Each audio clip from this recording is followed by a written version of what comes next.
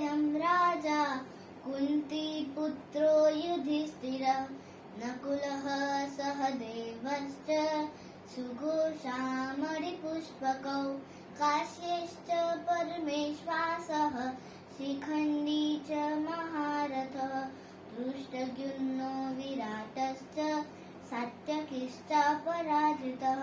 द्रुपदो द्रौपदेयश्च सर्वशः पृथिवीपते सौभद्रश्च महाबाहुः शङ्खं दद्मो पृथक् पृथक् सघोषो धार्तराष्ट्राणां हृदयानि व्यदारयत् नभश्च पृथिवीं चैव तुमुलो व्यनुनादयन् अथ व्यवस्थितान् दृष्ट्वा धार्तराष्ट्रान् कपिध्वजः प्रवृत्ते शस्त्रसम्पाते धनुरुद्यम्य पाण्डव ऋषिकेशं तदा वाक्यम् इदमाहामहीपते अर्जुन उवाच सेनयोरुभयोर्मध्ये रथं स्थापयमेच्युतं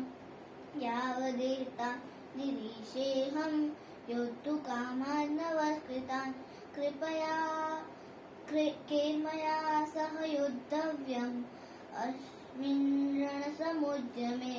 योत्स्यमानान् वेक्षेऽहं य एतेऽत्र समागताः धार्तराष्ट्रस्य दुर्बुद्धे युद्धे प्रियचिकीर्षवः सञ्जय उवाच एवमुक्तो ऋषिकेशो गुडाकेशेन भारत सेनयोरुभयोर्मध्ये स्थापयित्वा रथोत्तमः भीष्मद्रोणप्रमुखतः सर्वेषां च महीक्षितान् उवाच पार्थ पश्यैतान् समवेतान् कुरुनिति तत्रापश्यत् स्थितान् पार्थः पितॄनथ पितामहान् आचार्यमातुलान् भ्रातॄन् पुत्रान् पौत्रान् सखींश्च तथा स्वसुरान् सुहृदश्चैव सेनयोरुभयोरपि तान् समीक्ष्य कुन्तेय सर्वान् बन्धून् नमस्कृतान् कृपया परयाविष्टो विषीदन्नेदमब्रवीत् अर्जुन उवाच दृष्ट्वेमं स्वजनं कृष्णा युयुत्सुं समुपस्थितं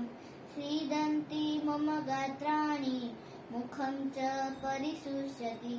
वेपथुश्च शरीरे मे रोमहर्षस्तजायते